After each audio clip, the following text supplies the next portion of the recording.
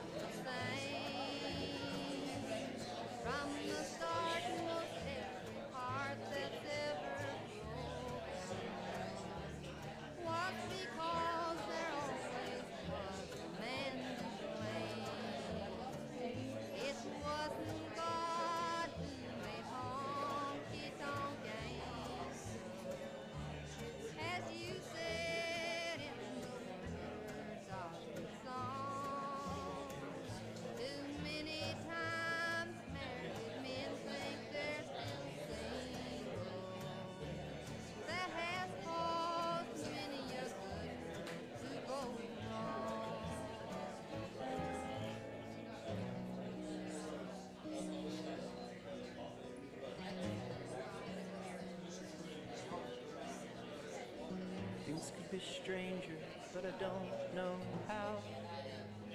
I'm going to change this now. Spend a lifetime trying to figure it out. I'm going to change this now. It had just begun under a purple sun. There's many reasons we are we've become. I'm going to change it, written out pages. I'm going to change this now. How are you? I'm right.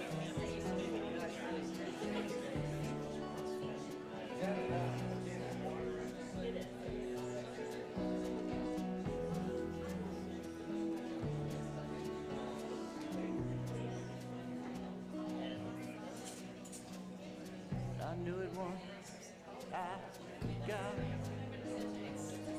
I'm going to change this now. We want everything but what we've got. I'm going to change this now. Maybe it's too soon under a purple moon, but I'd ride off with you in a big balloon.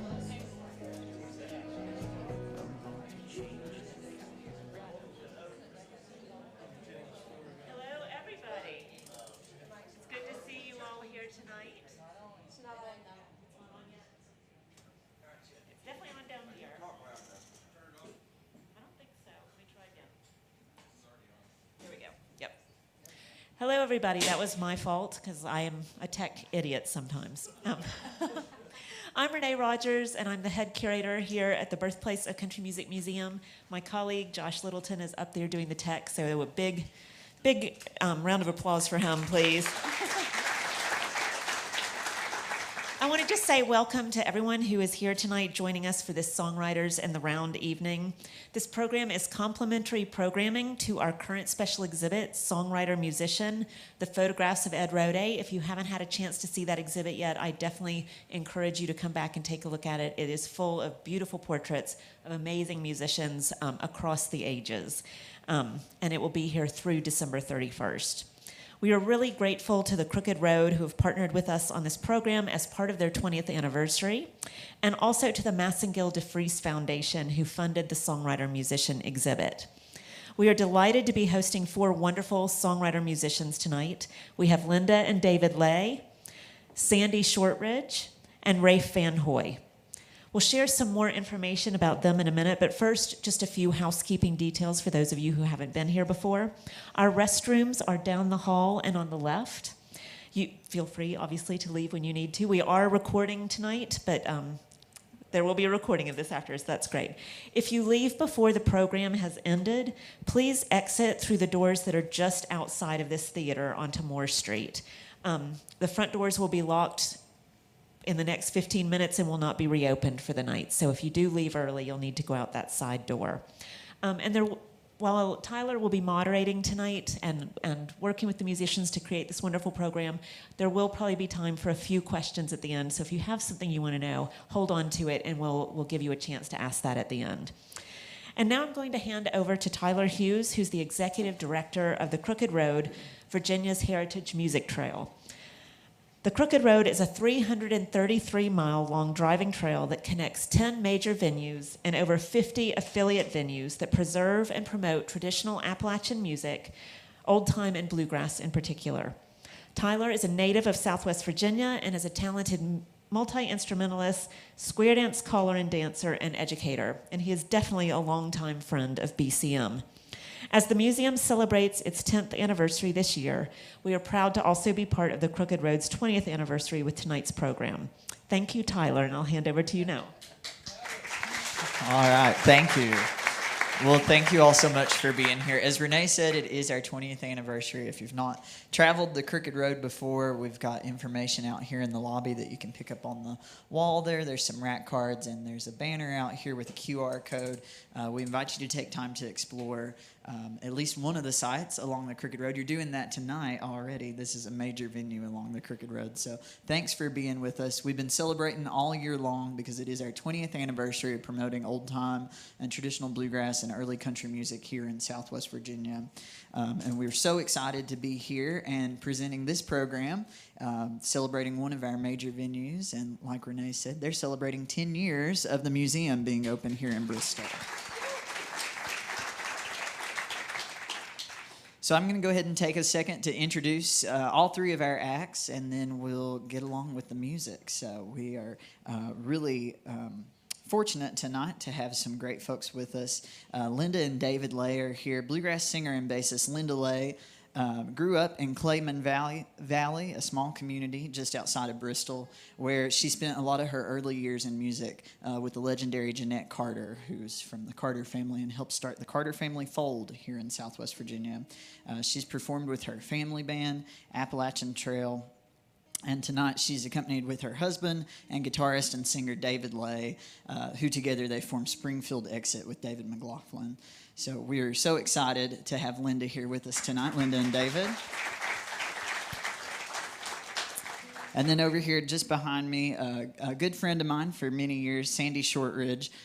Her and Linda are both what I would call she-ros instead of heroes. They're she-ros in traditional music and bluegrass and old-time music here in Southwest Virginia. I've known Sandy for a long time and been an admirer of hers as well. She's from Buchanan County in the coal fields of Southwest Virginia, and she began her musical career around age 10 and is well known after performing many years on stages around the region and far away as well. She's a songwriter and a master storyteller. Her original songs capture the traditions of the region and can bring tears or smiles to you. So please make welcome Sandy Shortridge. And then finally, we have a special guest with us tonight who's featured in the special exhibit that Renee mentioned earlier. Rafe Van Hoy began his music career as a songwriter, landing his first publishing contract at age 17. In the next 7 years, he would become one of Nashville's new emerging songwriters with 10 number one songs and as many top 10 singles, along with nearly 200 cuts by early artists.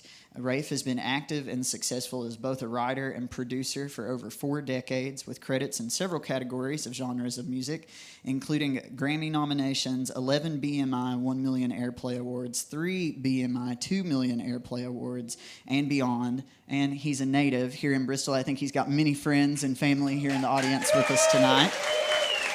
So Rafe Van Hoy.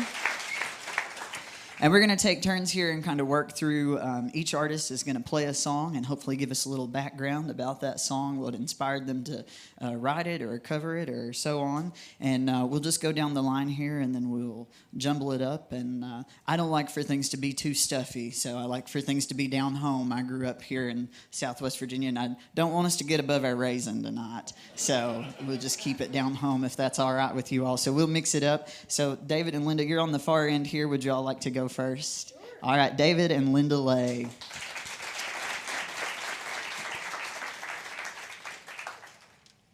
So I'll give you a little background about the first song that we're going to do. He was talking about the Crooked Road and all the venues. Well, the gentleman that was the dream child of that was Joe Wilson. And Joe Wilson was one of the greatest innovators of bringing people to the audiences and taking music of many different genres. He would put on these events.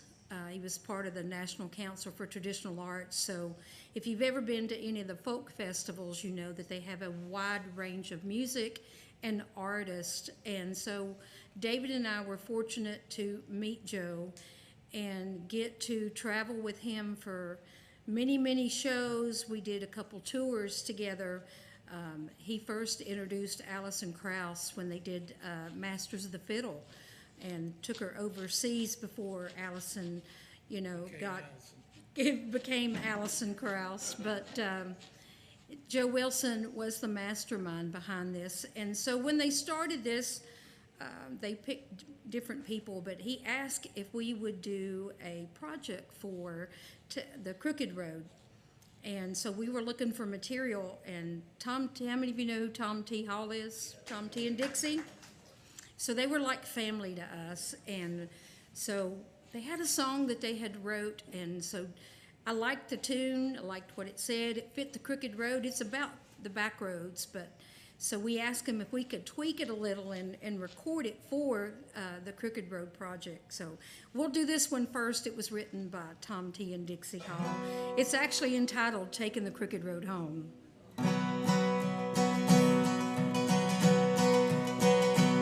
I'm driving through Virginia and you know it sure feels great.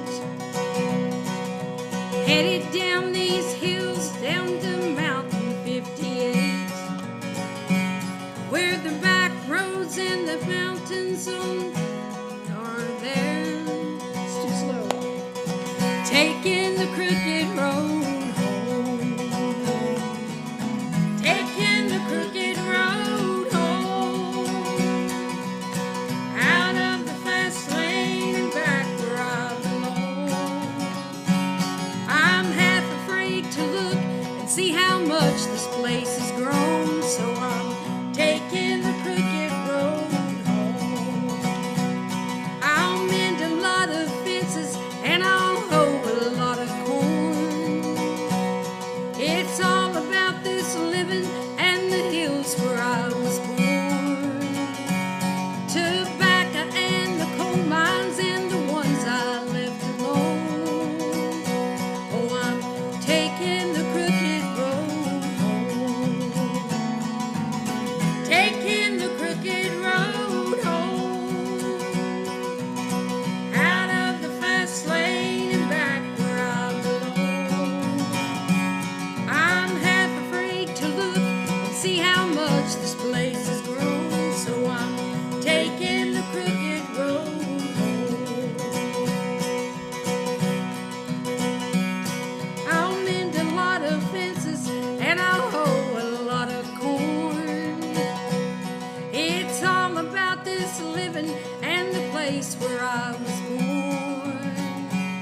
tobacco and the coal mines and the ones I left alone. Oh, I'm taking the crooked road home. Taking the crooked road home. Out of the fast lane and back where I belong. I'm half afraid to look and see how much this place has grown. So I'm taking the crooked road home. Oh, I'm taking the crooked road home.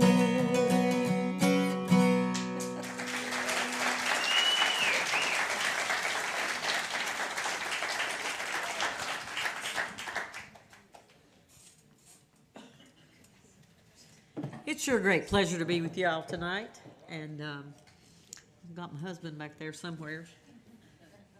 Big Al Weekly, we're on the radio here at Radio Bristol every Saturday, and we live on that point on the map in Virginia where we go out of our driveway in 10 minutes we can be in the state of West Virginia, and about 15 minutes in the state of Kentucky. I was almost a foreigner, you see, and but my mama was raised over in West Virginia, in McDowell County, West Virginia, during the Depression, and way back out on a mountaintop. And there were 12 youngins that were raised back there. They raised everything that they eat, made their own clothes, and man, it was the greatest place to go play on that old farm over there in West Virginia. But they didn't have running water back there on that mountain. So when everybody come home for a weekend, there'd be at least 100 people back there. And my uncle would carry in buckets of water from a spring that seemed like it was a quarter of a mile away from the house. To get up to that house, you had to walk at least 2 miles, straight up, then a switchback, then another switchback. And that was as far as you got in a four-wheel drive, because you didn't take a two-wheel drive back on that mountain. But we went back there, and he would carry buckets of water in from the spring, at least 4 for everybody. And he would carry those buckets into an old screened-in porch, and he'd set them on a table. And hanging on the wall right beside those buckets was a dipper. Y'all know what a dipper is? Linda, yeah, hold that up, would you? I did a program for some kids from Pennsylvania and New Jersey, and one of the questions said, "Can we ask you a question?" And I said, "Sure. What's a dipper?" So now I carry one with me. But this was a song I wrote called "The Same Old Dipper," and I'm a 4-H agent for Virginia Tech now, and I work with kids in 4-H youth development. And I always tell them, "Don't y'all drink after one another, you'll catch something." But when we were up on that mountain, we all drunk out of that same old dipper. And I'm sure we caught something. I still got it, and I'm glad I did. But this song was a song I wrote called "The Same Old Dipper," and I'm thankful Joe Mullins and the Radio Ramblers recorded it. And I hope you enjoy it.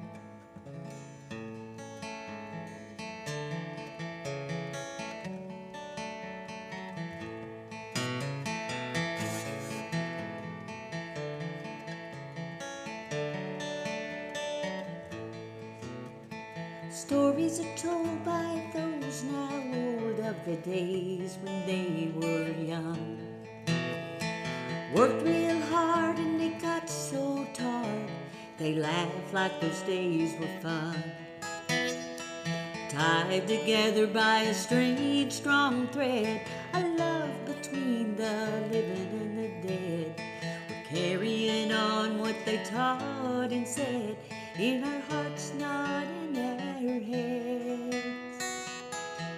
'Cause we drink cool spring water from that same old dipper, a love much thicker than the blood flowing through our veins.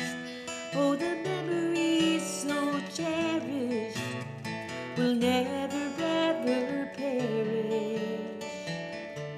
'Cause we drink cool spring water from that same old dipper.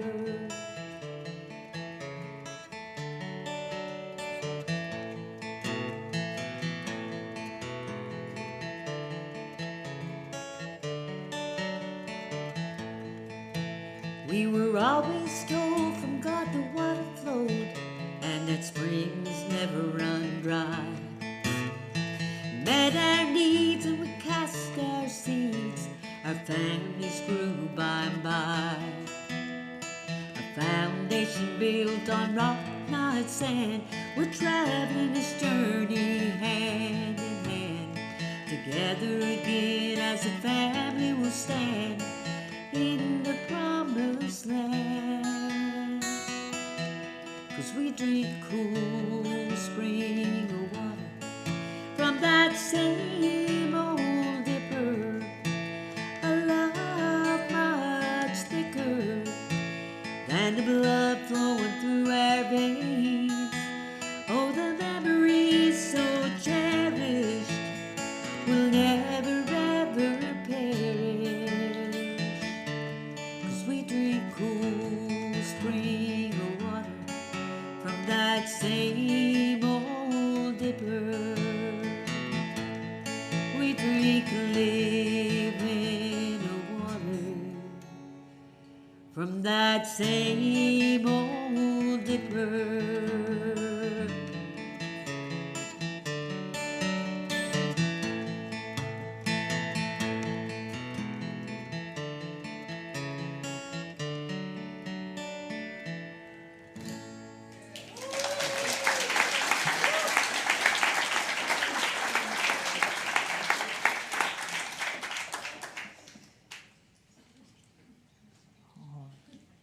Howdy, y'all. Thank you to all my friends and my family for being here today. This is the first show on my world tour of Bristol. It's actually the first show I've ever played here. So I hope I do good. I won't get asked back, you know.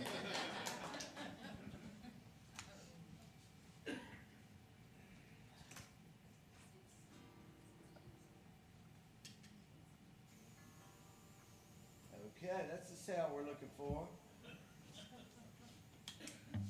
There we go. I'm kind of the sacrilegious one here today because I brought electric instruments.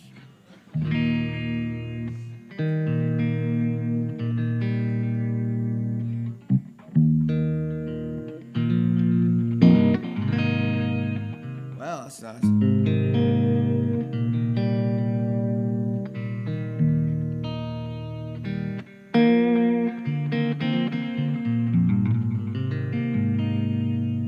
Well, I grew up here, out on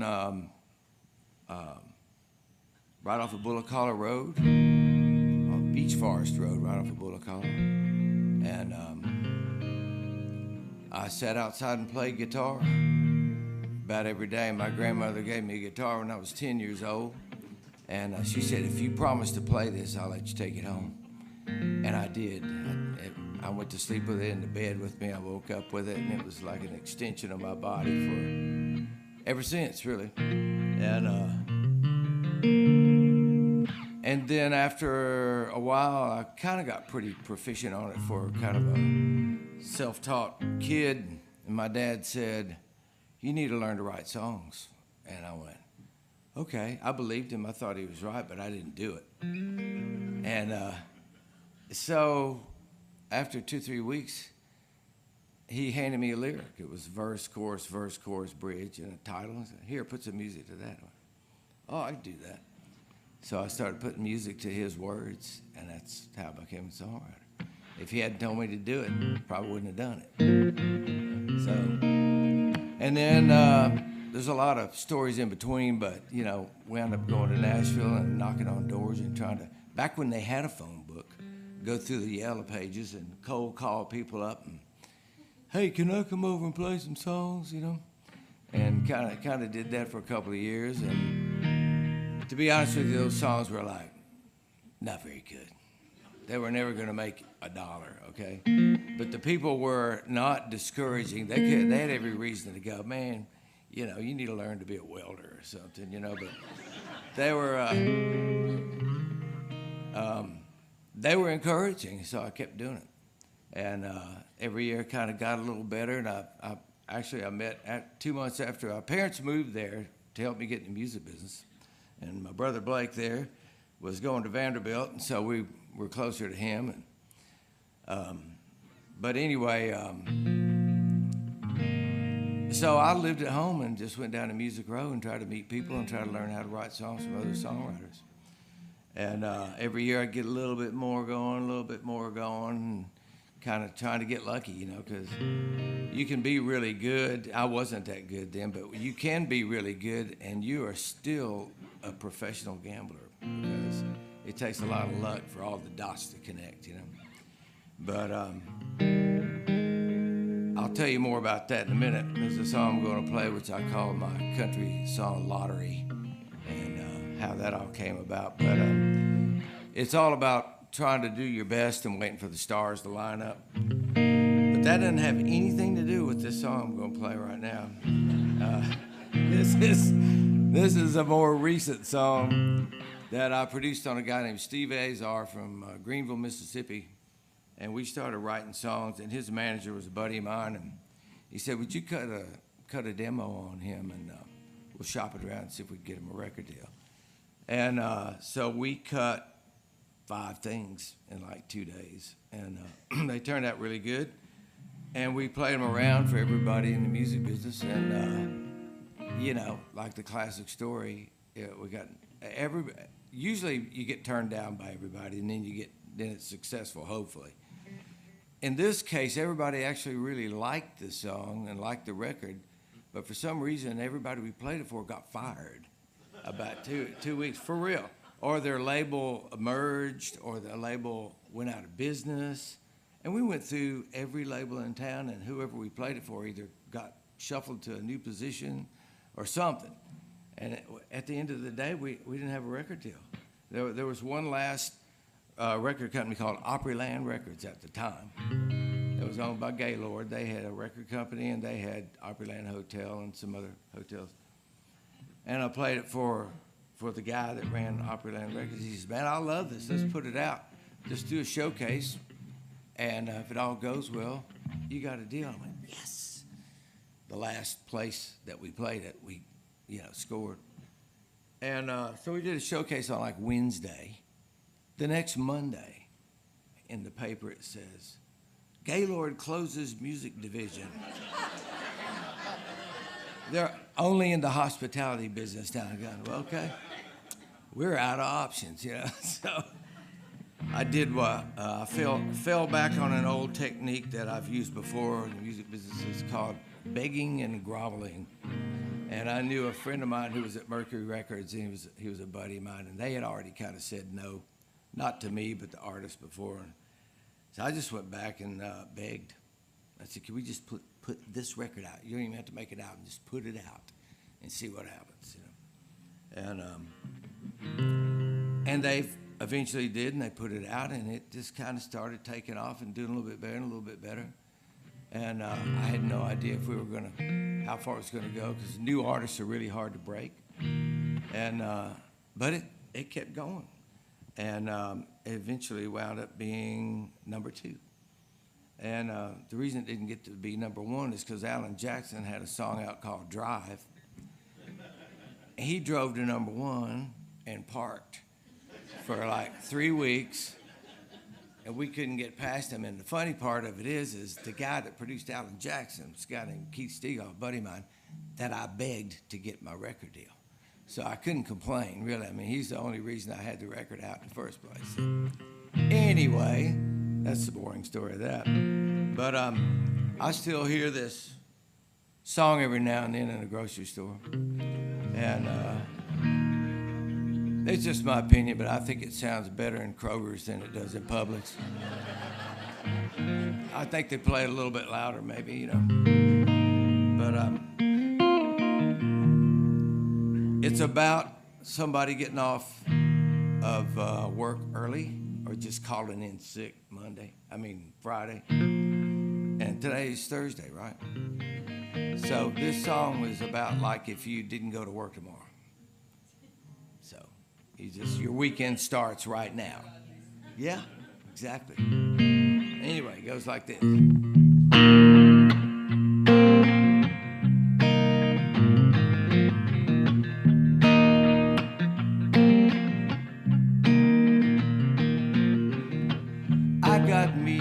brand new car sitting in the driveway, shining like a bright new star. Been wishing on it every day to take me away from here. So I called into where I work, told a little white lie. My back, it don't really hurt, but that's my alibi. My temporary ticket to anywhere but there.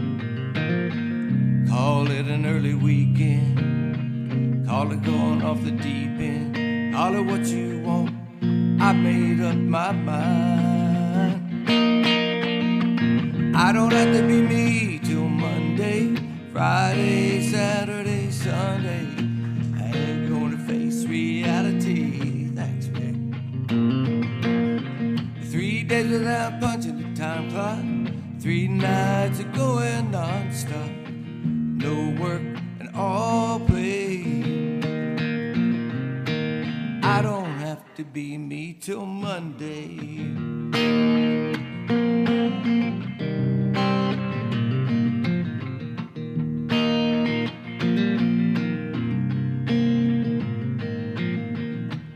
I can do what I wanna do, be who I wanna be. I got no one to answer to. As soon as I turn the key, the cash machine, the gasoline, we're out of here. Call it an early weekend, now they're going off the deep end. Baby, you and me, we can leave it all behind. I don't have to be me till Monday, Friday, Saturday, Sunday. I ain't gonna face reality. 3 days without punching the time clock, 3 nights of going non-stop. No work and all play. I don't have to be me till Monday. I don't have to be me, I don't have to be me till Monday. I don't have to be me, I don't have to be me till Monday. I don't have to be me, I don't have to be me till Monday.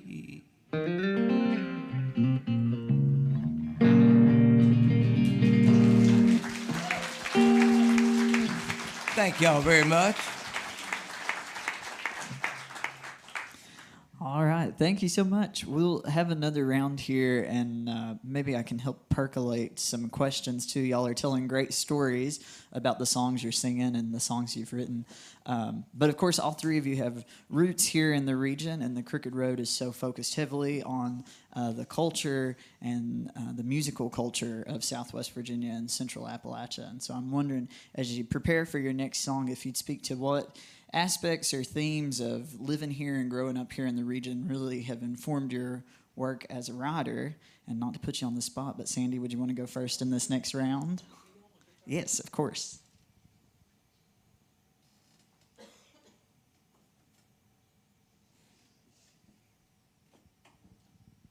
Well, a lot of people talk about who inspired you to play music. Well, that was my dad.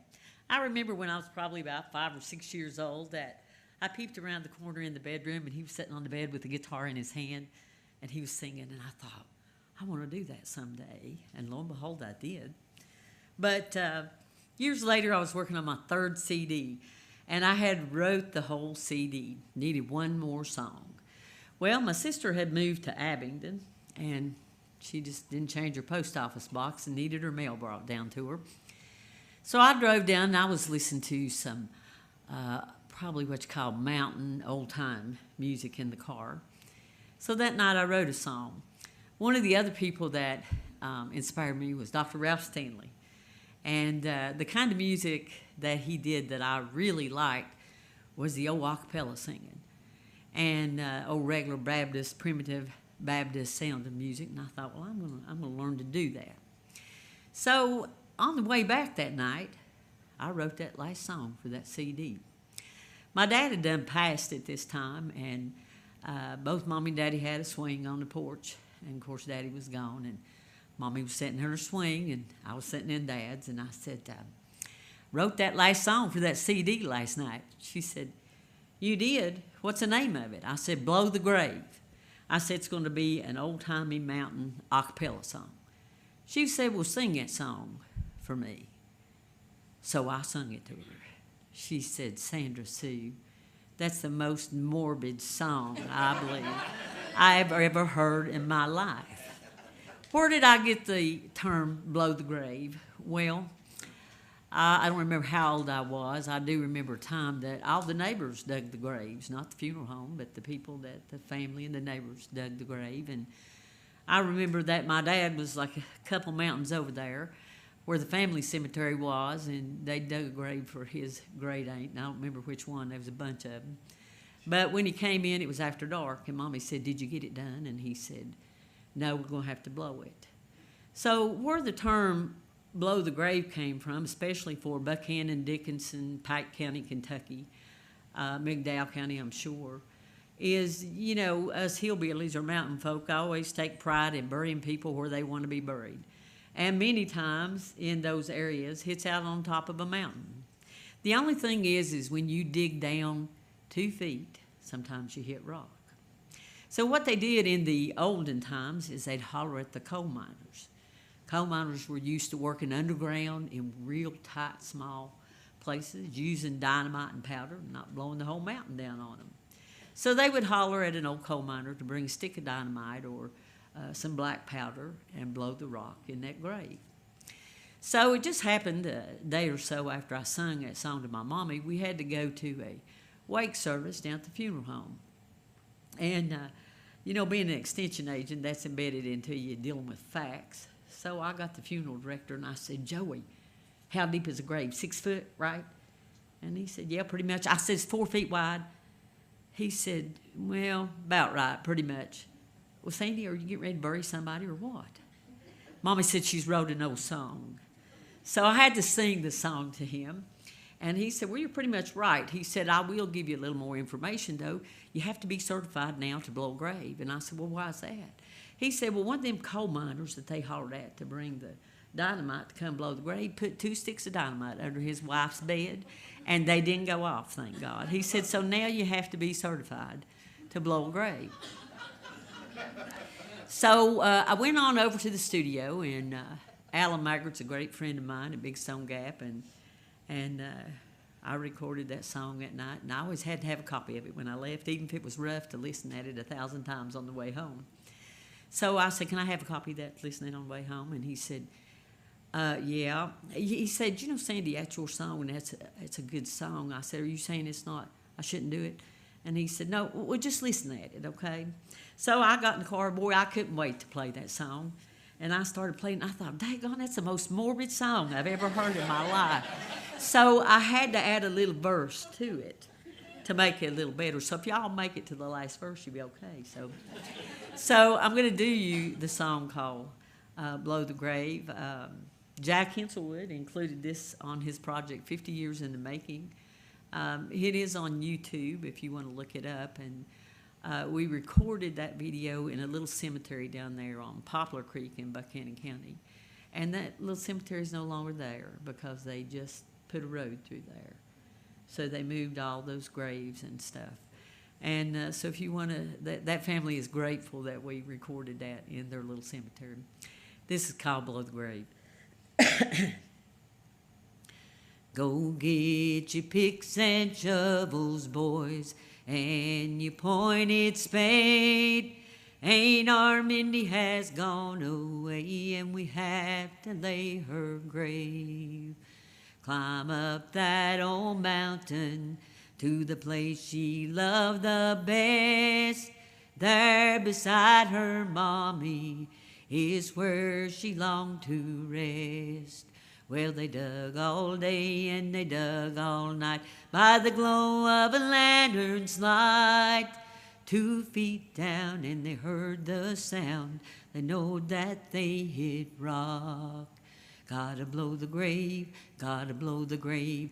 6 foot deep and 4 feet wide. There her old bones will hide.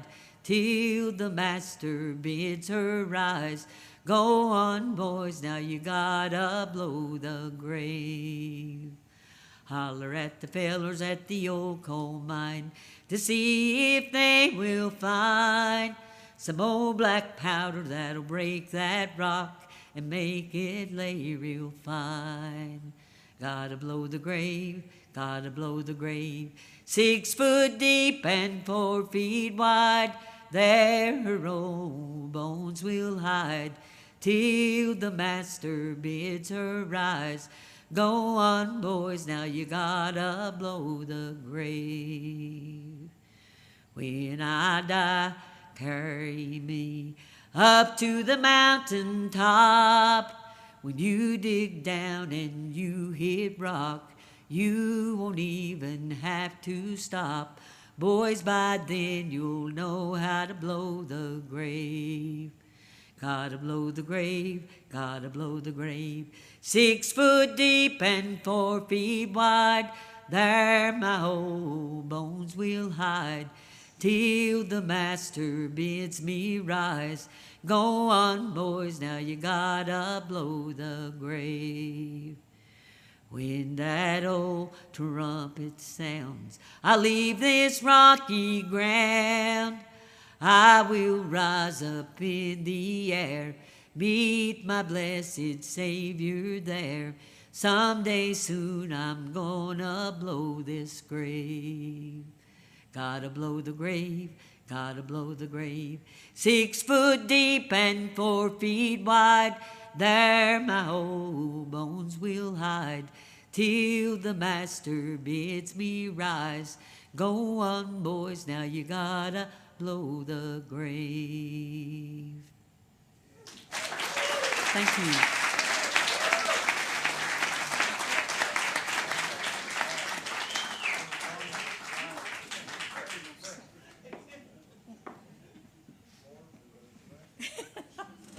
You know what? That's one of the best morbid songs I've ever heard. So if I'm trying to find material for a project, I'm looking for something that tells a story. I'm a story person, something that touches me or something reminds me of something that I've done or family or I'm looking for something that makes sense. There's a lot of people that write stuff that it's just kind of words pasted down, and I like to find material that I can relate to, because if I can relate to it, then I can sing it with feeling and make you feel what I feel.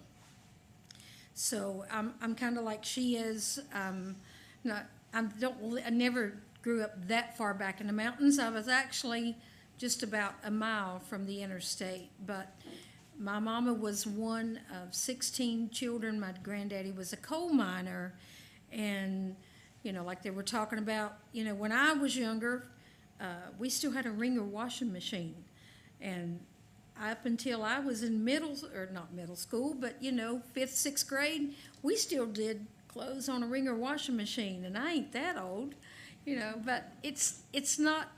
It's kind of like how you grew up and things that you value that get away from you.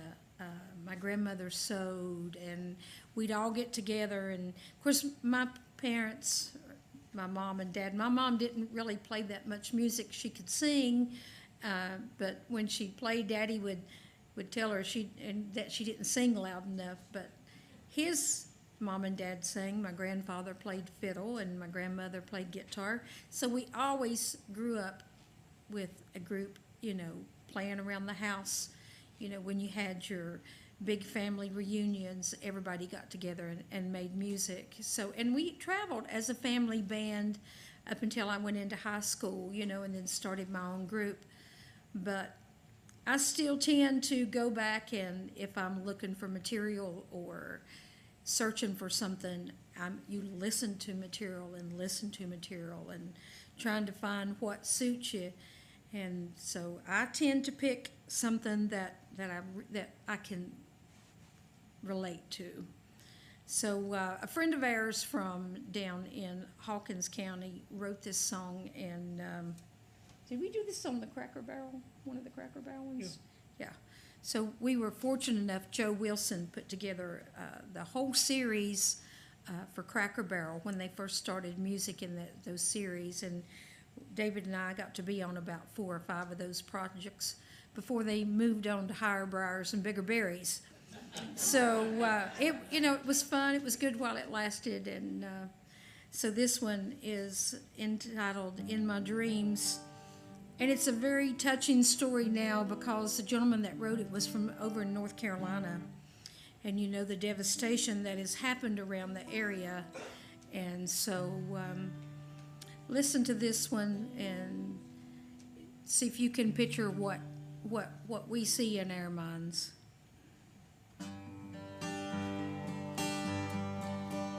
There's a road that leads to Caroline, back to another town, a place where memories come alive. Down the path and up the hill, it's just as if time stood still. Mom and Dad still live there in my dreams. In my dreams, nothing has ever changed. Memories take me back to yesterday. If only for a while, it seems I'm home. I'm home in my dreams.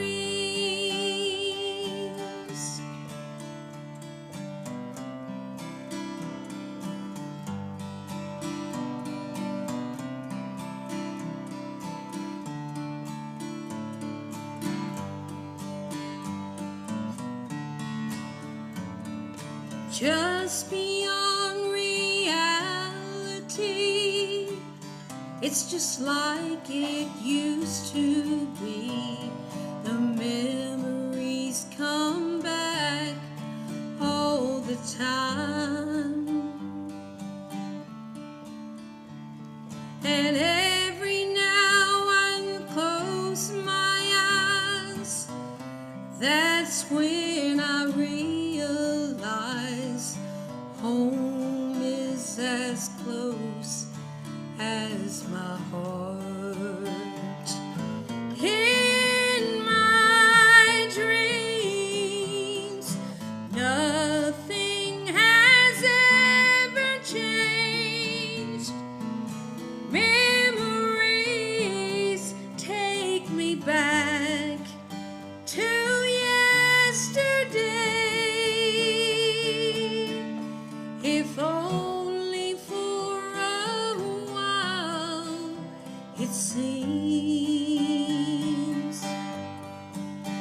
I'm home. I'm home. Yes, I'm home in my dreams.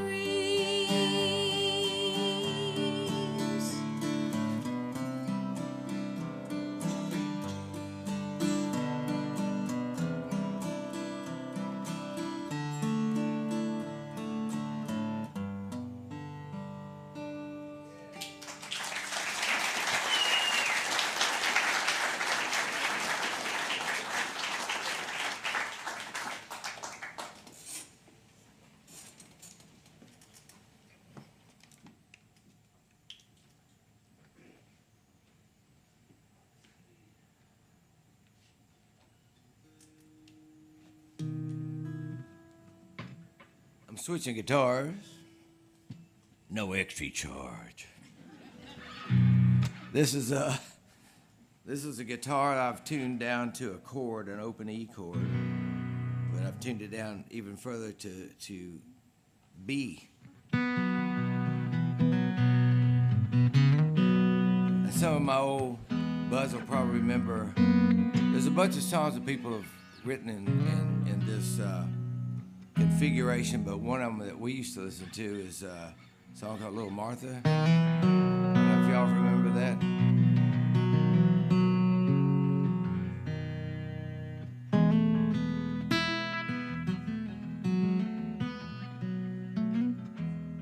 Anyway, it's a different sound. I have fun with it. And you can also just make chords with one finger. It's just kind of cool. But this is a song that hasn't been recorded yet. And may never be. I don't know. But if I was... if they made a video of this song, I'd want it to start off with a guy pulling in a driveway and kind of getting out and staggering up to the front porch of this house where all the lights are off and everybody's asleep. And he just starts ringing the doorbell trying to wake somebody up. And then the front porch light comes on and the guy opens the door and he says, I know it's late and I'm a little drunk. I apologize for waking you up. I know you think I'm probably out of line, but I just had to get something off my mind. I've been adjusting to the single life. Yeah, it's been crazy since you took my wife. This might not be the right time or place, but I just had to tell you this face to face. I love you, man, for taking her off my hand. I hope someday you'll understand why I'm your biggest fan. Yeah, you're my new best friend. I'll help you out any way I can. Anything but take her back again. I love you, man.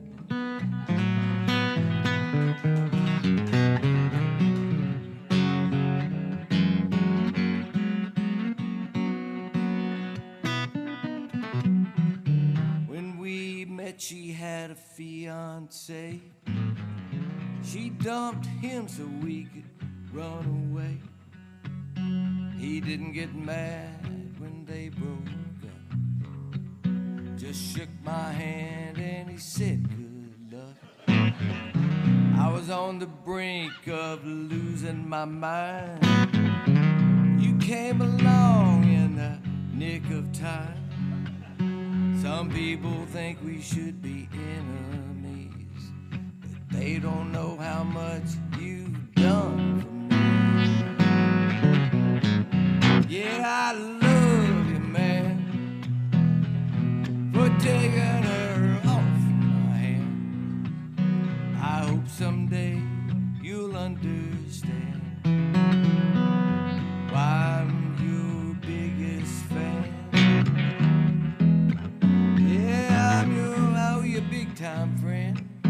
I'll pay you back any way I can. Anything but take her back again. I love you, man.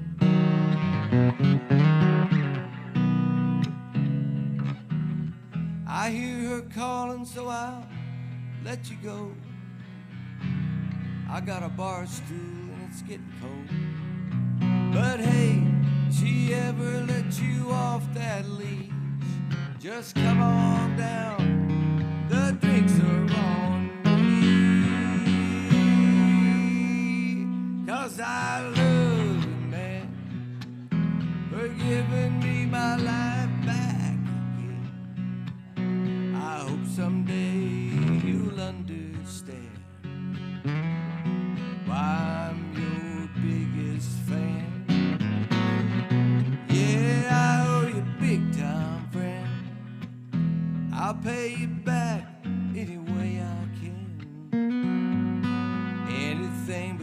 her back again.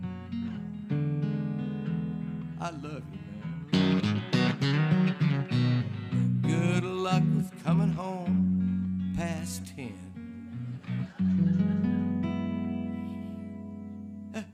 I love you, man.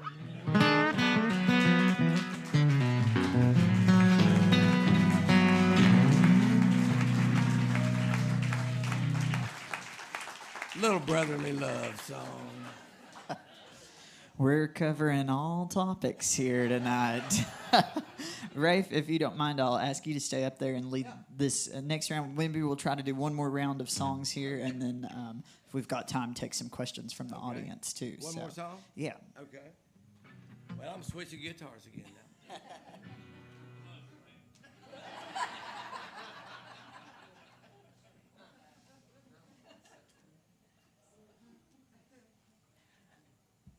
I played that at a prison one time. It went over really good. That song's going to be a hit, I already know.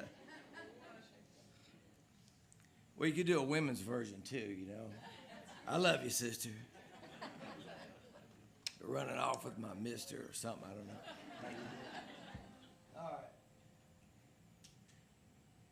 What did he do? Oh.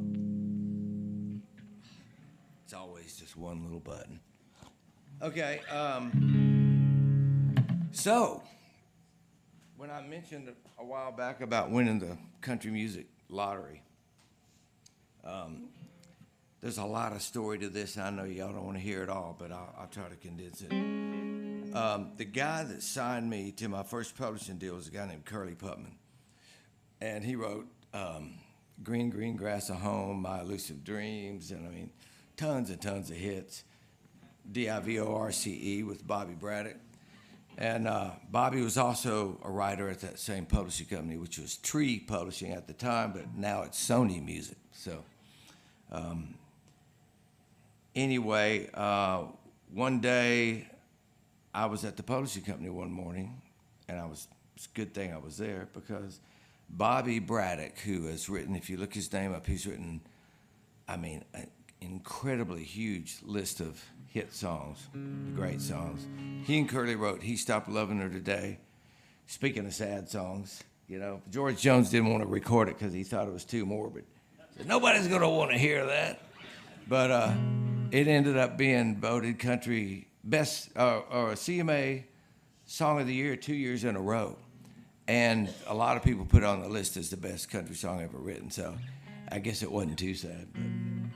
But, so Curly and Bobby, who I had become friends with, and Curly signed me to the deal, they were supposed to write a song back in the day, that particular day.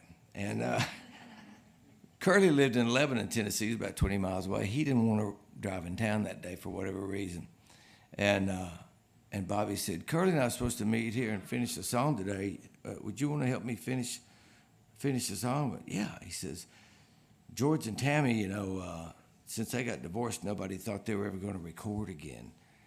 But they're doing a duet album starting next week, and I've got a song idea for them. I went, great. I didn't know that they were recording or any of that stuff.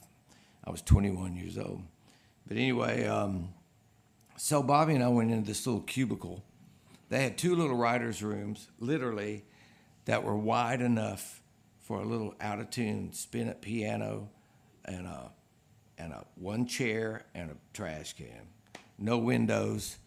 One of them was orange with orange shag carpet, and the other one was green with green shag carpet.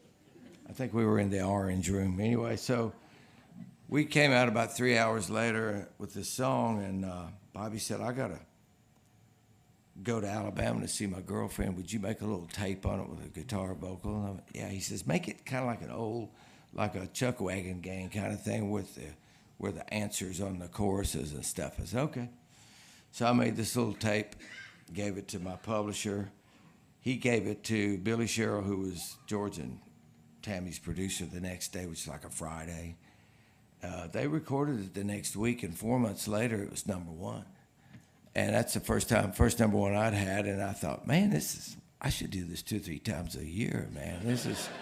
this is pretty cool. Of course, it never, ever happened like that again, really, but not in that particular way. So a lot of people have recorded it since. A bunch of people keep recording it, which is nice.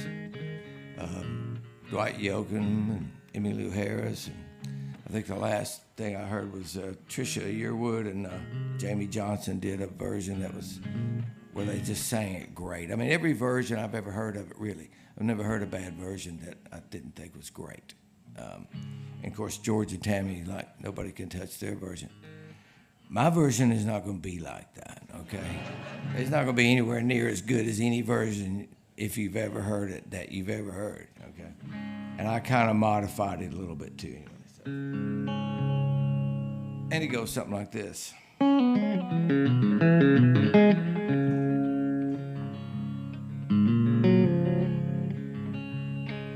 In a pawn shop in Chicago, on a sunny summer's day, a couple gazes at the wedding rings there on display.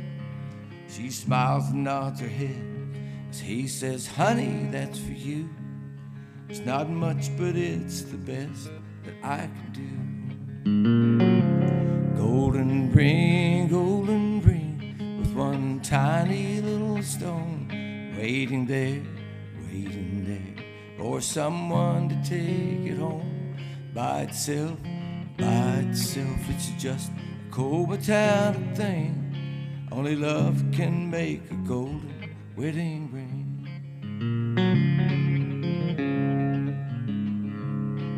In a little wedding chapel later on that afternoon, an old upright piano plays that old familiar tune. Tears roll down her cheeks and happy thoughts run through her head as he whispers low with this ring I thee wed. Golden ring, with one tiny little stone, shining ring. Now at last it's found a home. By itself, it's just a cold metallic thing. Only love can make a golden wedding ring.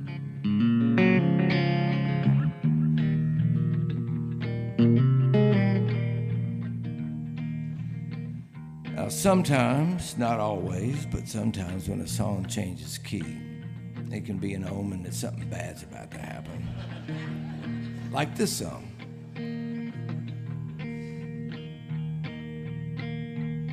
Some of you probably remember that before Jimmy Dean had a sausage company, he had a hit record. Do y'all remember that? Big John, that's right. That's the name of it, Big John. Big John, Big Bad John. He was talking it. He didn't really sing. Anyway, so you know, Big John was this bad guy nobody liked. He didn't like anybody, and the mine started collapsing. He went down to save everybody, and of course, Jimmy Dean's outside with his band playing, and he changed key in the song. The mine collapsed. So there went Big Bad John, right? So I started thinking, what other tragic songs have key changes in them? And I was thinking, well, El Paso, the verse and the chorus is two different keys. He got shot in the chest for liking this girl in the cantina. And then I remembered Gilligan's Island. And I thought, that thing changes key a lot. I think it changes like maybe 3 or 4 times. So I looked it up. It changes key 7 times. Every time you hear it, it's 7 key changes. And, you know, there's no doubt that it's a tragic TV show. I mean, they had guests on there from other TV shows that left, and they were still stranded on the island, you know. So I wrote another verse for Gilligan's Island. Mary Ann and the movie star, 2 hot stranded babes. After 38 episodes, the professor still never got laid. What an idiot. He's on a desert island. Yeah, right. Okay, sorry about that. I'm sorry, George and Tammy. Please forgive me. So back to George and Tammy's tragedy. Oh, the other thing I found out was Ken Burns had I'll keep strumming. Ken Burns did that country music special a few years back, and he interviewed Bobby Braddock. And one of the details I never knew is that when Tammy got married her 4th time, the song was on the charts. Golden Ring was on the charts. And it was still on the charts 4 months later when she got divorced. So it's tragedy all around this song, right? Especially what I just did to it. So anyway, in a small 2-room apartment, as they fight their final round, he says you won't admit it, but I know you're running round. She says one thing's for certain, I don't love you anymore, and throws down the ring as she walks out the door. Golden ring, with one tiny little stone, cast aside, like the love that's dead and gone by itself, it's just a cold metallic thing. Only love can make a golden wedding ring.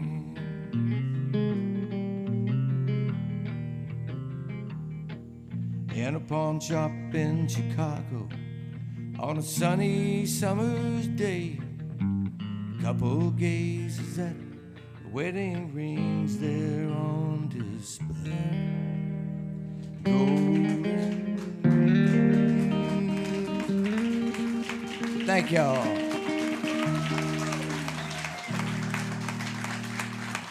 Appreciate it. Thank y'all. And thank you for having me here. My first and maybe last gig, I don't know, in Bristol. Thank you. I love it here. I love growing up here. I love everything about it.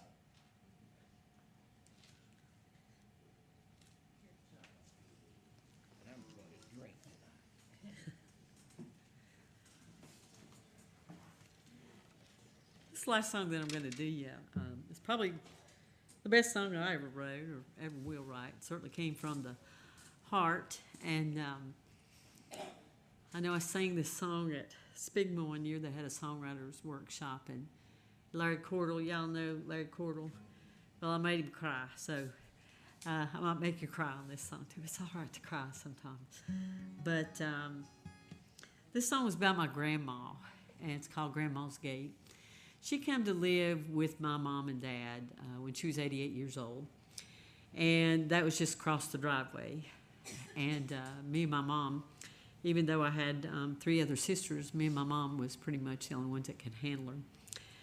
Thank God she was a small woman, but she had got an awful disease called Alzheimer's. She didn't know who we were or where she was at. She was always trying to get home.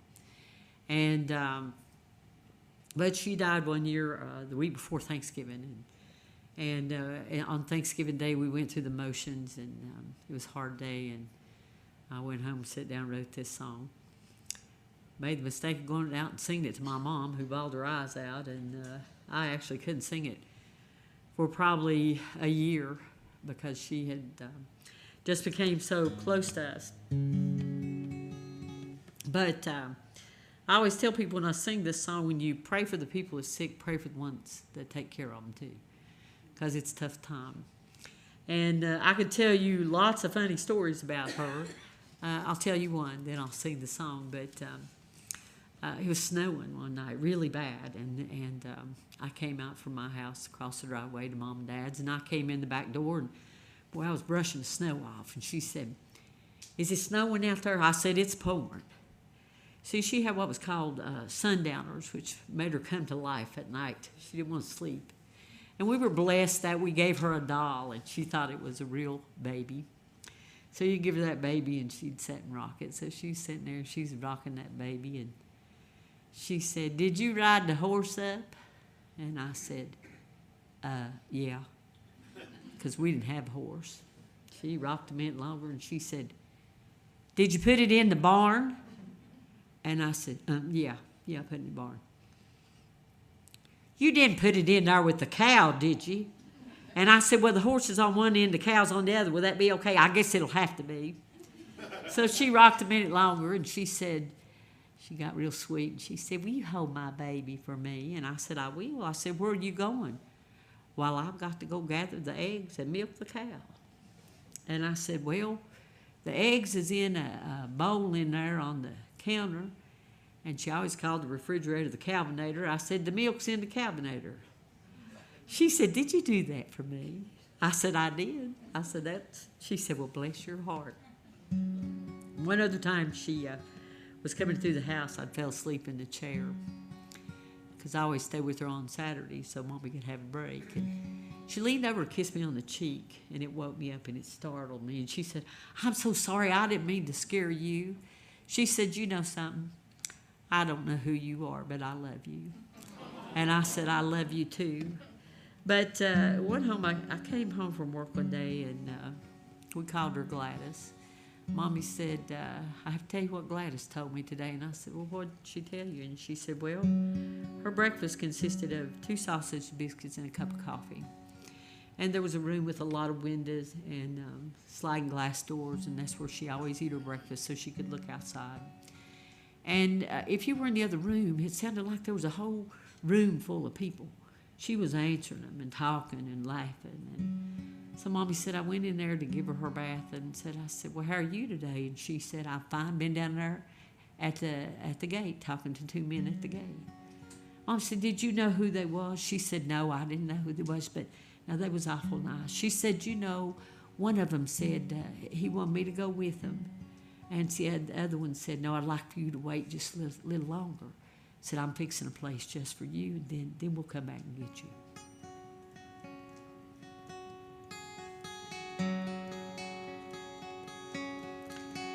She was 80 and 10. Her life was nearing the end. Her legs would not let her walk. Often she could talk to people that we could not see, or about how things used to be. Chores she thought were still undone, they were finished and there were none. Mommy cared for her night and day, and she'd often tell us what she had to say. I still remember the story well that she told to us. Did you see the 2 men at the gate? One said I'd have to wait.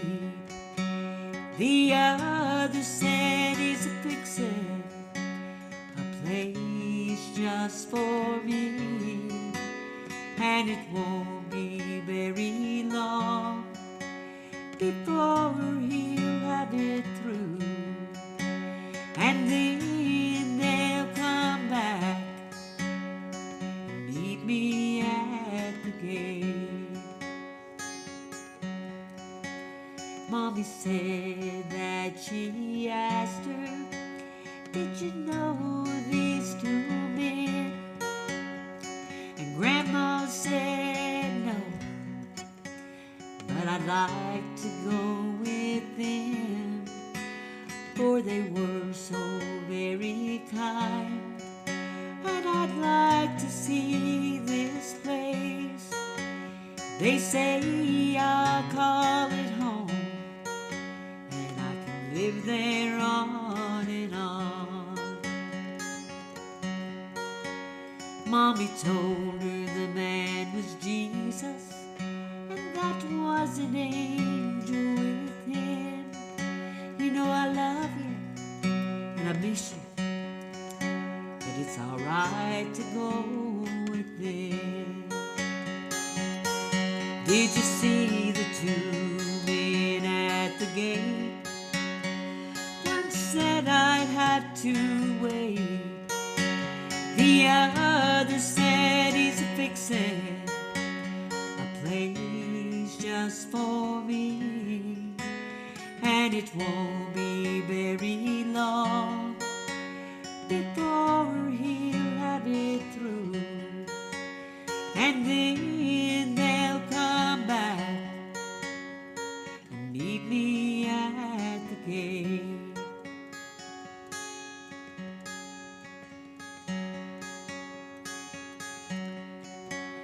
As the days passed slowly by, she grew so very weak, and it became so hard for her to even speak. But one day she looked at Mommy, and in a special way, she held 2 fingers up. She said, "There are 2. Did you see the 2 men at the gate? One said I'd have to wait. The other said he's fixing a place just for me, and it won't be very long before he'll have it through, and then they'll come back and meet me at the gate." When they came back, Grandma left through the gate.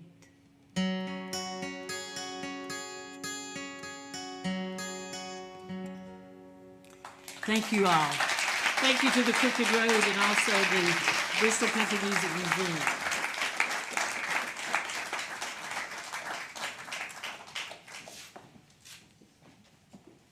So I guess you can tell I'm probably the bluegrasser in the group.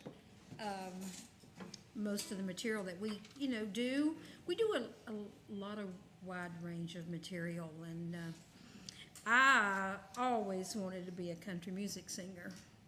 I used to when I was little, and I'd be in there, Daddy'd make me practice, and I'd get in there and crank up the radio, and I'd be in there with my hairbrush, and I'd be singing with Dolly and Loretta Lynn and all them.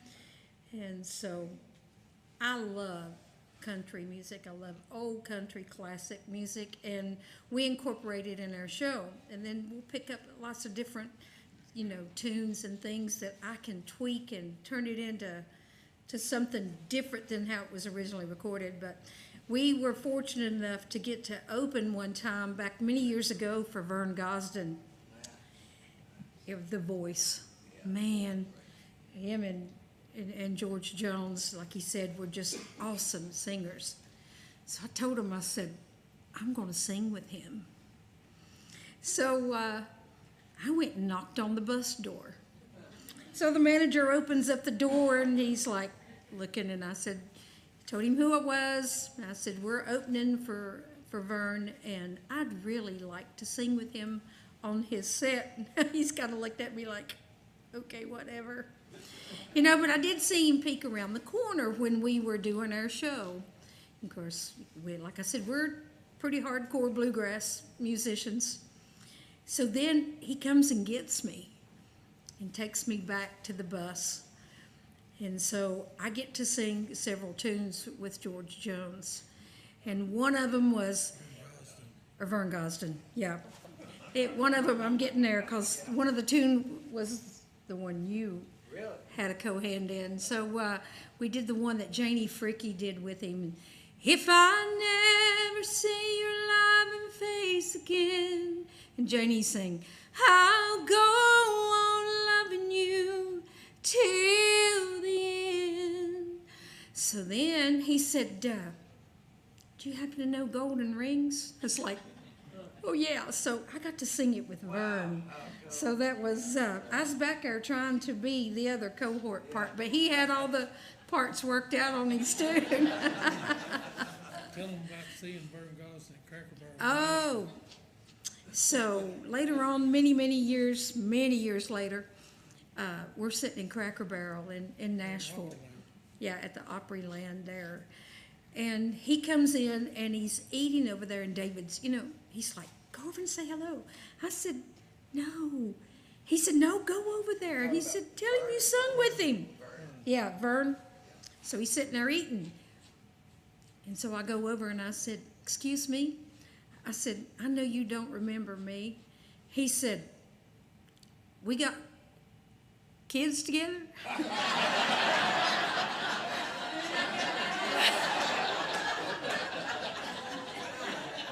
I said, no, sir, I didn't sleep with you. I just sung with you. But that was funny,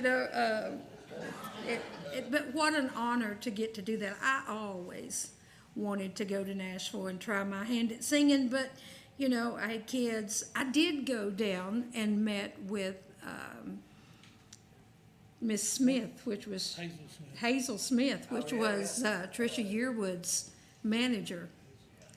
And so I went in and talked to her, and she said, tell you what you do. She said, you go back, and she said, you lose about 20 pounds and go in a studio and record me about 5 songs and come back and see me. I didn't get past the 20 pounds. But it's just fun. I love different styles. So we're going to do you something really different. We're going to do you in an old blues tune entitled Darkness on the Delta. Where you got this from? I actually got this from John Cephas. That was a Delta blues singer that we traveled with Cephas and Wiggins when we did one of the tours. And so he always sung this every night on the tour. And it's so much fun.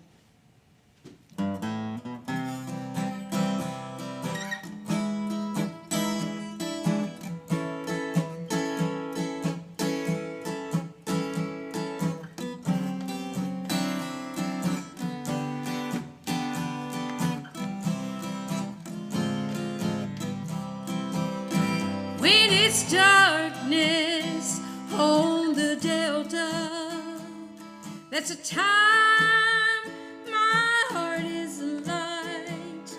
When it's darkness on the Delta, let me linger in the shelter of the night. Fields of cotton all around me, all the people singing sweet and low. I'm lucky that I found you where the muddy Mississippi waters flow. Lounging on the levee, listening to the nightingales up above.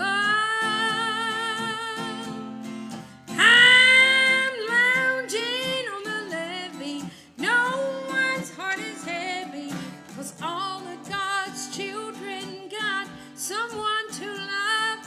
When it's darkness on the Delta, that's a time my heart is light. When it's darkness on the Delta, let me linger in the shelter of the night. It's when I need that electric guitar player over there playing all them hot licks. No, I ain't gonna do the scatting.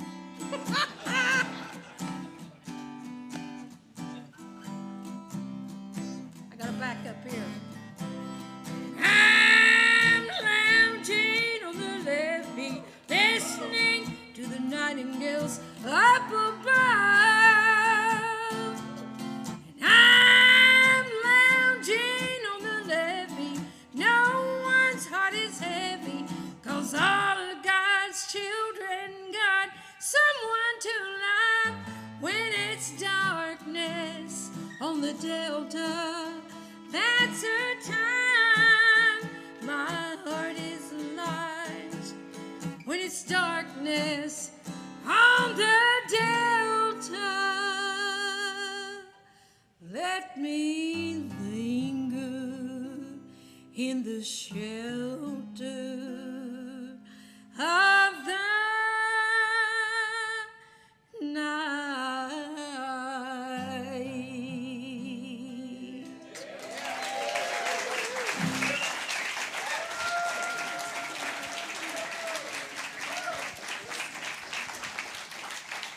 All right. That was wonderful. We've still got just a few minutes. If the audience doesn't mind and we keep short intros, I think we could have one more song from each of these artists. Would y'all like that? So we'll try to leave about 5 to 10 minutes here at the very end of the hour for questions if folks have them. But if y'all would like maybe one more song. So play Duck Duck Goose for this round. Everybody's already gone once, so. I hope I won't forget this one. This was a song that I was never going to write, and I started writing it in 1999. And the first lyrics that came in my head was with the Columbine shooting. I came home from work every evening, and I was watching that on the news, and that was the first lines that came to that song. Or in my head for this song, and so anyway, I thought I'm not going to write that song. That'll hurt people to sing that song. And I watched it for several days and got real down. And I thought, I can't watch that anymore. I got to get away from it. And that'll never happen here. Then lo and behold, that was 1999. It was 2002. Lo and behold, there was a shooting at the Appalachian School of Law right there in Grundy, Virginia, where we live. And let's see, there were 3 people killed, and 4 or 5 people wounded. And I remember I was at work that day, and they called their secretary. Her husband worked there, and they were in the office with the door locked at the Appalachian School of Law, and the lights out, and there was a shooter in the building. She left, and the other people in the building left, and then I stayed because I was working on my first master's degree, and I had paper due that evening, so I finished it up. And when I left, I had to drive by the Appalachian School of Law on the way home, and the road runs right by that school, if any of you have been over there, and across the creek is another road. They wouldn't let you go up the main road that evening. And so when I came through, it had been raining, and it was just a dreary day. Usually I had music on in the car. I didn't that day. But I had my window down, and I looked over there, and there were all these emergency vehicles with the lights on, and there were all these TV trucks really big with these antennas on front, and it was just so quiet. It was just dreary. I went home, and the next morning as I came down, they let you drive by the Appalachian School of Law, and the sun was shining that morning, and there on the steps were all these flowers and notes and things just overnight. And so these lines came in my head there on that song. I'm not going to write this song because there was one young lady that was from our county that was killed and it hurt. So we went on, and I think it was 2007, it was 2002, and I was sitting at my desk one day, and again, I worked for Extension for Virginia Tech, and there was a note that came across the computer that says, we're having a lockdown. All the students should be locked down. There's a shooter on campus. And at that point, it said there were 19 people that had been shot, and I hollered at my secretary. I said, this has to be a typo. This can't be correct. And I think at the end of the day, there were 30-some people that were shot and killed by the end of the day. I don't remember the numbers. And so a few days after that, I went to a meeting at the Appalachian School of Law, and there on the wall is a glass enclosure with a bullet in it. And I wrote that song. And a few years passed. It was the year of COVID, and telephone rang in the office about 4:30, and this man said, he was from New York. He introduced himself. He said, I've got your CDs laying on my desk, and we might be interested in using one of your songs in a movie. He said, what do you think about that? I said, well, I think that'd be great. He said, the only thing is we got to rewrite it a little bit. You'd have to rewrite the lyrics. Would that be all right? Well, I'll rewrite the lyrics rather than leave it lay in the drawer, right? So I got off the phone, and I told him, I said, well, I don't know your story to make my song go along with it. And he said, I'll send you the material. In about 3 or 4 days, here come a book that was 800 pages long. And me and Al were playing in a band and dating at the time. I said, don't call me for 3 or 4 days. I've got something I got to do. And I read that book, and I wrote that song. And this was a different Thanksgiving, and I sent it to him night before Thanksgiving. On Thanksgiving morning, the phone rang, and he said, we need you to incorporate another little phrase in there if you would. So I run back down to the house, put it back out to him, and he even flew into Bristol, and I sang that song for that big director. Had a big director and big stars going to be in that movie. Boys, I was excited, and I couldn't tell nobody. And so to make a long story short, that song wrote itself, and I'm going to try to remember it for you. They would not let me sing it at the time. I do have it on a CD, and I do have the added-on version put up, but I can't sing that for you, but I'm going to try to remember the original version that tells that story if I can. There's a bullet lodged in that old wall, 'cause one day death came here to call. Some were hurt and some did fall, 'cause one day death came here to call. There were notes and flowers on the lawn when the sun rose up at dawn. There was no reason for it all, but death came here to call. Handed down 2 tables of stone, of things in life God won't condone. Commandments numbered 1 to 10. Thou shalt not kill is one of them. Oh, but violence makes an awful sound when death it comes to call. No hope but silence all around when death it comes to call. There is no way to right a wrong or bring back those now gone. There is no reason for it all, but death came here to call. We are told and promised a better place, one filled with God's love and grace.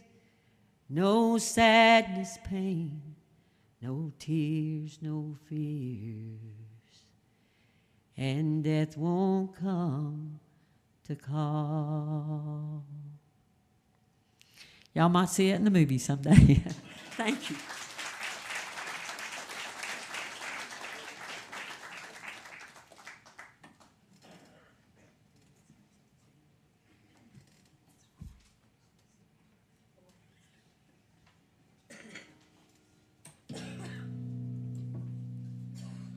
I want to thank all my friends and family for coming out again tonight. Appreciate y'all making the trip and coming down to see me. It means a lot. I don't know why it is, but it's kind of a common knowledge in the songwriting world that it's easier to write sad songs than it is to write happy songs. I don't know why that is. Do you? Do you think so? I've had a great life, but I still... I know, I'm happy. I'm not that sad, but sad songs are a lot easier, you know? In fact, there used to be kind of an inside joke of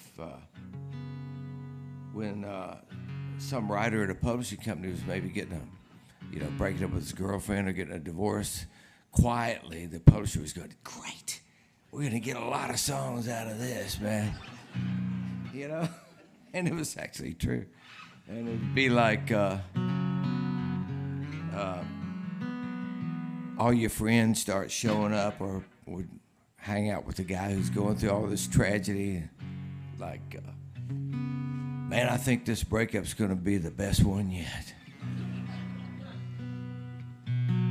And since misery loves company, maybe I need to come over and help you out with some of these ideas. But it is true. And kind of speaking of which, this is a song that I wrote with Curly again, Curly Putman, and another friend of mine, Don Cook, back in the day. And we were waiting to go to a cocktail party. It started at 6. We were killing time in Curly's office. And Curly goes, boys, why don't we make ourselves useful and try to write a song? I said, well, I got a couple ideas. You can see if you like them. And I said, yeah, what are they? So one of them was called I Wish I Could Hurt That Way. Well, the first one I think was called Baby You're Something, But She's Everything. Well, it just kind of came together, you know. And we wrote it about 20 minutes. We thought, that's pretty good, I guess. It wound up being number 3 by John Conley back in the day when those kind of things could happen. And then it was still too early to go to the party, so we wrote this other song called I Wish I Could Hurt That Way Again. I said, it's kind of pathetic title when you think about it. You know, this guy's just like trying to, you know, he loves torture, you know. Curly says, no song too sad to write, let's do it. So we put this thing together about 20 or 30 minutes. And T. Graham Brown wound up cutting it and had a #1 song with it. And but the icing on that cake was it got recorded again by a guy named Kenny Rogers. And they put it on his album that wound up being the biggest album he ever had, called The Gambler. And like I said before, if you're in the music business, you are a professional gambler. Well, we wound up getting just a cut. It wasn't a single, but just a cut on the album. But the album sold like 8 million the first year and about up to 12 the next year or something. And so a few years ago, Larry Butler was the producer, who's passed away. His widow called me up about 2 years ago and said, I just want to let you know that the Gambler album is now at 35 million copies. I went, wow, let me call you back. And I skipped down to the mailbox. Not really. I knew there wasn't going to be any money down there. Yeah. In fact, Roger Miller used to have a saying, don't worry about the money, there's a lot more where that's going.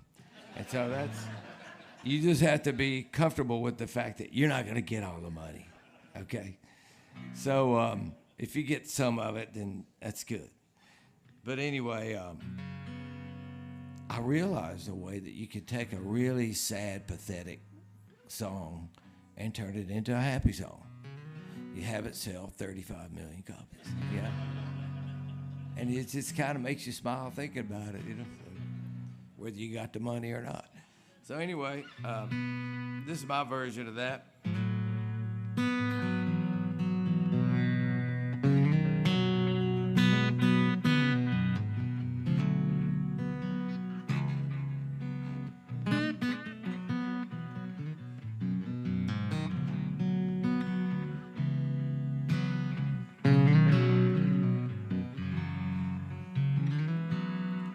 Oh, I wish that I could hurt that way again.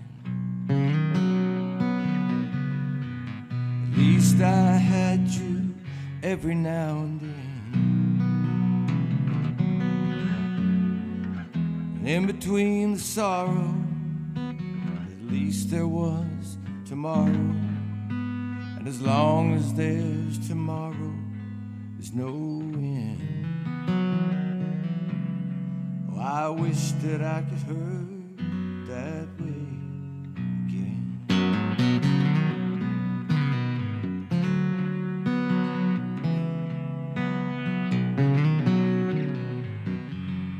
Oh, I wish we could play that game again. Even though I'd always lose and you would win.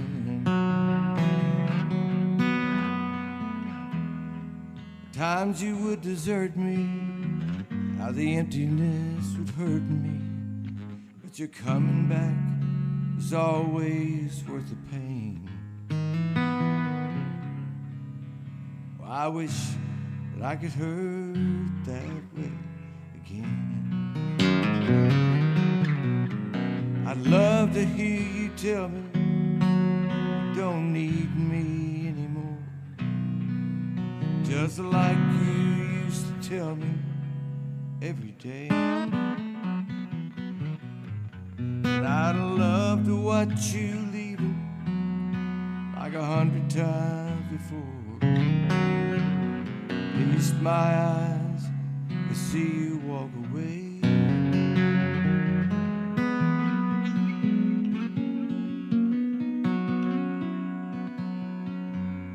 Oh, I wish that I could hurt that way again. At least I had you every now and then. 'Cause in between the sorrow, at least there was tomorrow. And as long as there's tomorrow, there's no end. Oh, I wish that I'd heard that way again.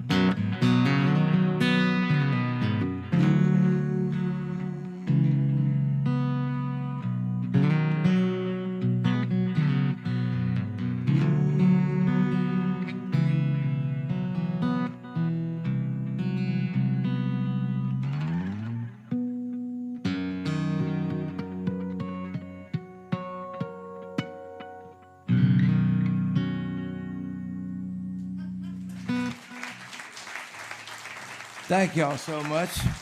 I've really enjoyed being here with you guys, and thank you for having us tonight. And thank you guys for coming to see us and not throw anything.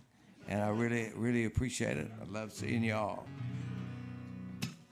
Thank you. Thank you. Who's next? Are we done? I'm always bringing up the rear. Okay. I wish I could play some blues with y'all now. Oh, man. Well, this has been so much fun, and so we'll do you one that is a Carter family tune. What chord you playing? Stanley Brothers. The sun is slowly sinking. The day is almost gone.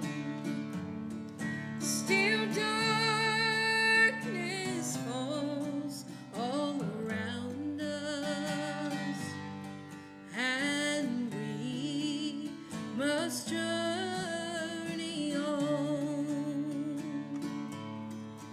The darkest hour is just before dawn. The narrow way leads home. Lay down your soul at Jesus' feet. The darkest hour is just before dawn. Like a shepherd out on the mountain,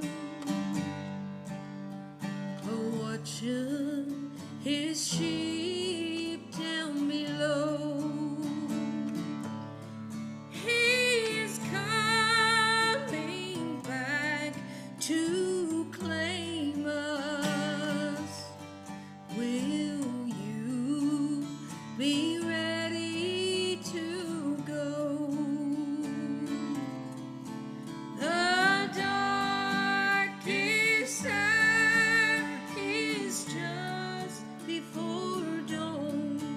The narrow way leads home.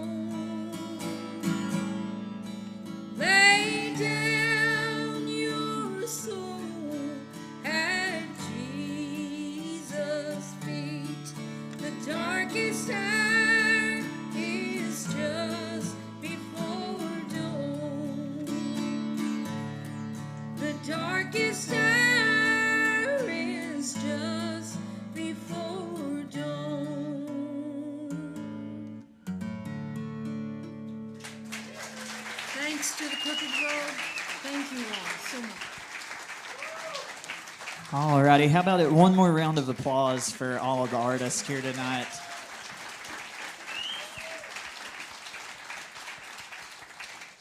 We want to take just a few minutes here and give the audience the chance. If you have any questions for these writers and artists, we'd love to do a quick round of questions here to wrap up the night. So Renee will pass you the microphone if you'd like to ask a couple questions here.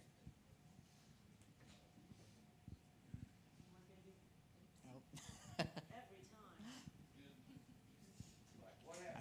think it's on. Anyone going to be brave?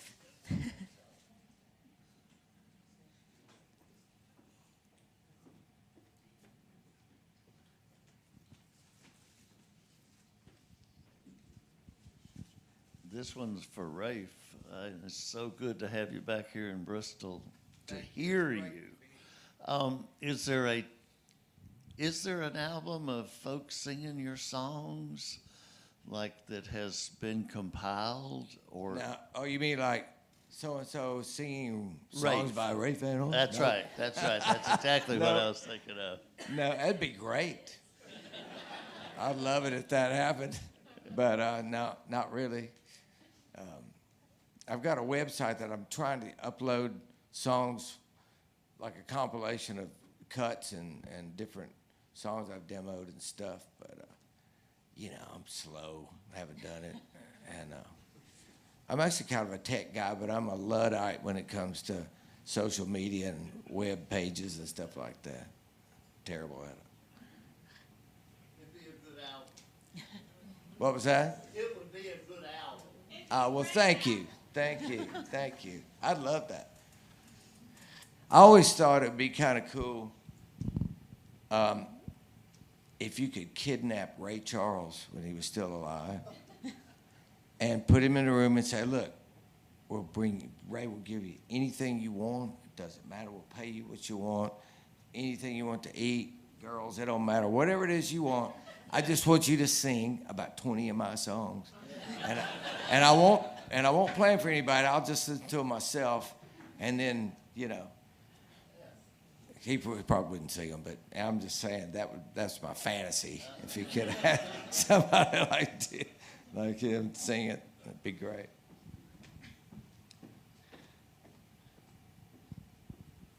I'll follow up with Ed. A question about the creative process. When you write a song, and I've done some writing, but this is my process, but on your process, do you lay out the idea and the words, and then in the evening you look at it and you say, no, it needs a little tune-up. So in the morning you look at, what did I do? And if you do, make an improvement to it and say, okay, it's okay now. So it's a multi-step process, I guess is what I'm trying to say, or ask.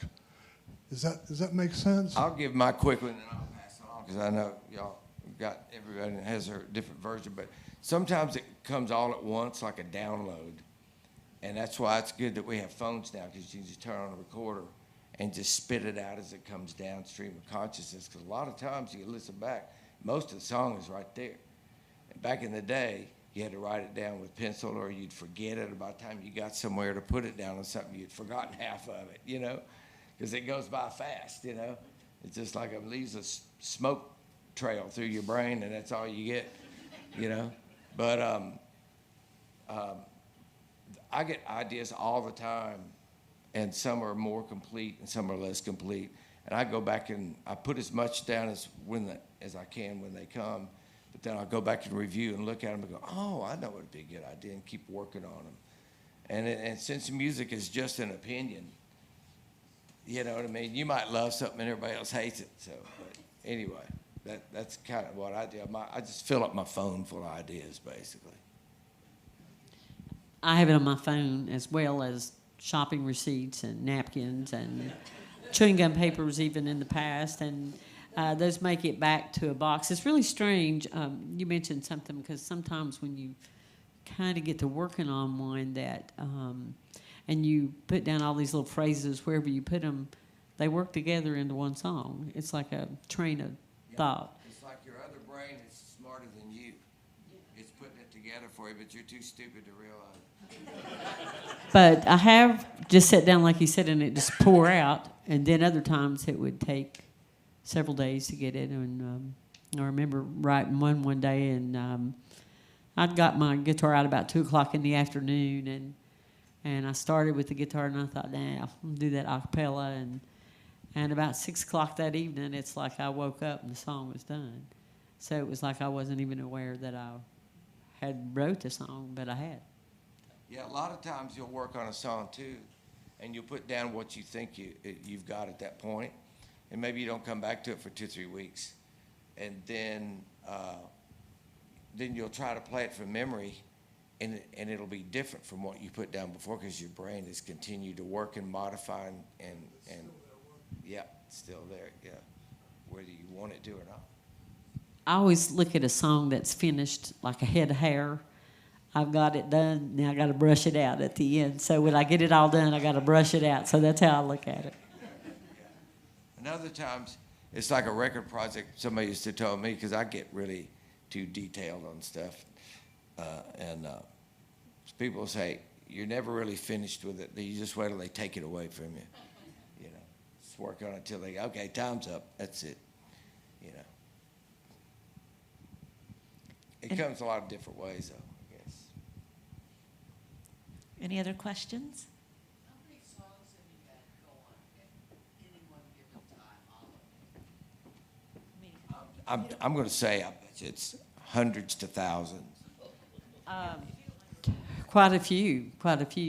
But it comes in spurts. I don't write all the time. It's like, my mom had a stroke in May, and it's, she just, thank God, got to go home the other day. She's got well enough to go home, but it just kind of blocked me from being able to write for a while. But I still put my little bleeps in the closet. And sometimes when I write a song, record that song, I'll say, daggone, I wish I'd have put that word in there instead of that one. So, but sometimes you'll have, I would say I don't only have about 2 or 3 songs at a time going on, but there's still those little bleeps coming for 100 others that you put in the box. So.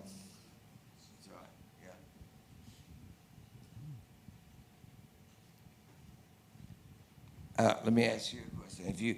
Have you got your phone ideas backed up on iCloud? You need to do that with your recordings too, because if you lose your phone or somebody steals it, then you haven't lost all your ideas. I'm just saying. I'm real bad when Al, of course, we do the radio, but when he's working and he's out trucking, to go out in the garage and sit and have my phone and howl for the neighbors because I'm working on a song. So, there's little parts of different songs on that phone. Right. Yeah. What was the question? We've got one right here now. Sorry, I'm playing a lightweight question, but I was just curious. Can you just tell me, each of you, just a little bit about your instruments that you played tonight, like where they're from, if there's a story behind it or anything? With all of us? Yeah, if you don't mind, I'm just curious. Well, David needs to tell you about his guitar he's playing, right? You talking or am I? You have to know that David is really, really quiet on stage, and for many, many years he would say, "Tell him to turn my mic up." I'd say, "You tell him." And he'd be like this, but when you get him off stage, he's like, he'll talk your head off. So this is a 1944 Gibson Banner. It was made by the ladies in Kalamazoo, Michigan. They only done the banners 2 years, 43 and 44. It's got a 2x4 neck. It's huge, but it plays like a Telecaster. And this guitar is unusual. There weren't that many of them made because it's all mahogany. It does not have a spruce top. And it's all one piece mahogany, the top and the back and the sides, and it's got a maple neck and no metal truss rod. Yeah, they didn't. You put metal truss rods in them because it was during the war, and they couldn't get the steel. And that's why they didn't use spruce. This was just made with scraps. And this is the guitar that Linda learned to play on.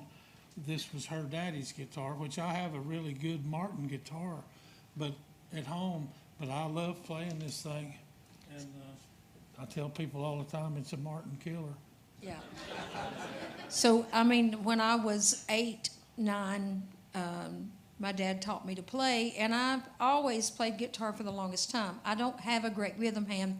I'm a bass player, and I play by ear, so I can dabble with a few different instruments. I don't play any of them real well.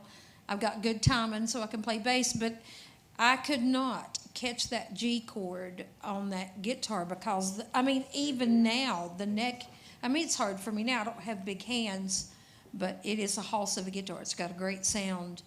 And it records really well, too. No boogers in it. Mine is a D30 Martin. This is probably about a 1980 model. My first guitar, which is funny, I was probably 12 or 13, and I asked for a guitar. My dad was thrilled because he was a musician, and he wanted to go out and get me one of them good guitars. When you're little, you can hear through the walls. And my mom said, "You're not going out and getting her one of those. She'll just knock it over and bust it." So my first guitar came from, it was a True Tone guitar. The neck was that wide, and it came from some hardware company, True Value Hard Company, or something. I think it cost like $18, and they never, you couldn't get your hands around it, and so I got that thing, and in 6 weeks I was playing it. Even if I got blisters on the end of my fingers, I practiced every night. And then when I learned to play, I asked Mom and Dad for a really good guitar. I think Santa Claus could bring me one, and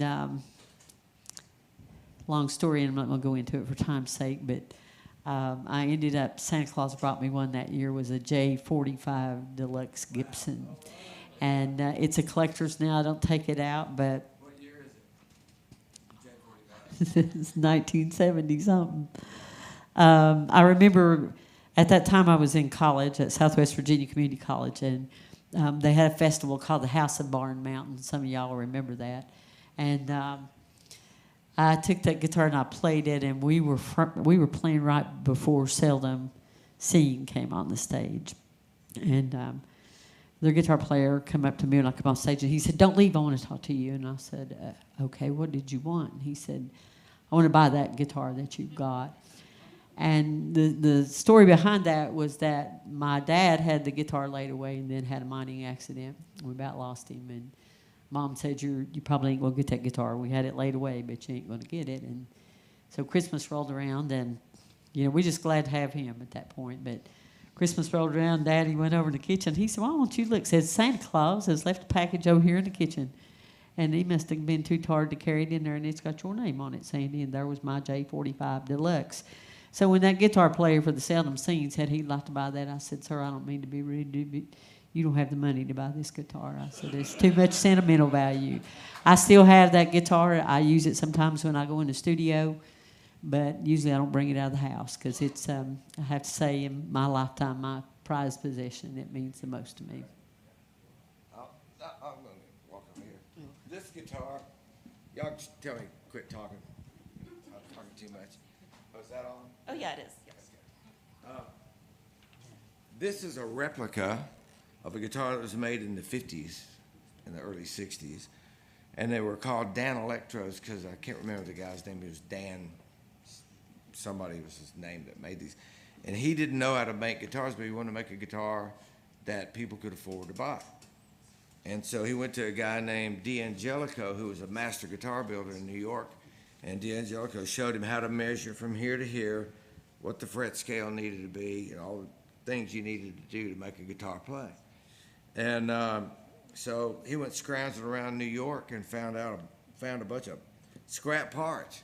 And these are old lipstick covers. I remember my mother had some of these. And and they would take these and just wind some wire around a magnet and shove it in here, and you had a pickup. And then this was masonite. This was like something off of lawn furniture or something. And this is all hollow masonite. But it was just cheap stuff that you could make a guitar that somebody could buy for $50, So he got a contract with Sears Roebuck, and he made them for them. They were called Silvertone. So you've seen all the Silvertone guitars. They were made by the guy that designed this. And they had some that looked like this, and they had the other ones, you know. I had one once that had a double cutaway with sparkle, and the amp was in the case. You'd open the case and stand it up, and it had a little tube in it, you know. Sounded awful. But, hey, it was a guitar, you know.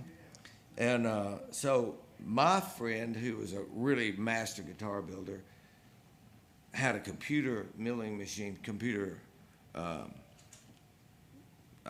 controlled, that with two sides of it. One would make the neck and one would make the body. And all of his were made like the old ones, but perfectly made and set up. And they sounded great. And he tooled up how to make all these like that. But this guitar back in the day, they used to.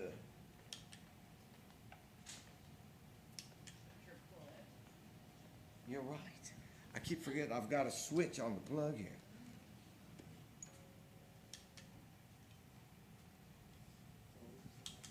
It only takes one thing.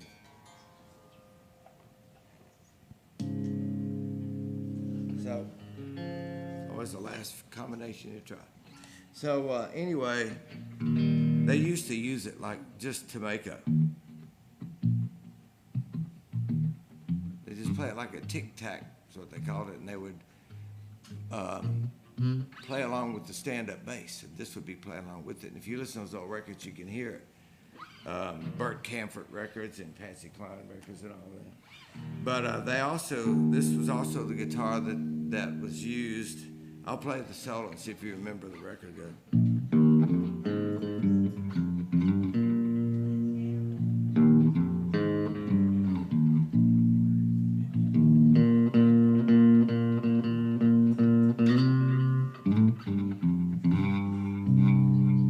And I need you more than want you. I want you for all time. And the Wichita, no, that's the one. And the, say it. Got my key messed up. That's what happens when you try to show off. And the Wichita line. Anyway. Every time I hear that song, it makes me cry too, because I didn't write it. So this guitar has been used on a lot of records too, but this is a new This is a new version of an old one, and now it's collectible. It's kind of like, you know.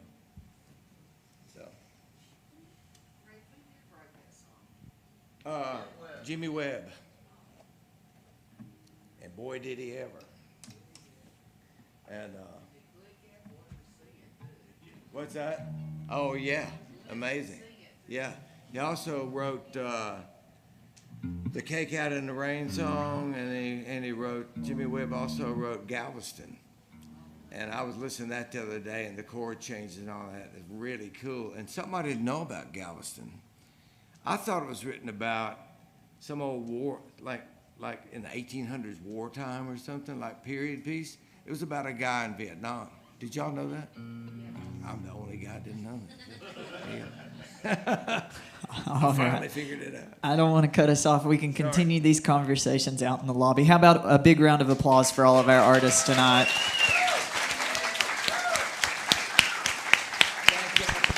They've all, some of them have brought some CDs, so please come down and meet them. One more time, how about a big round of applause, too, for the Birthplace of Country Music Museum for hosting us tonight.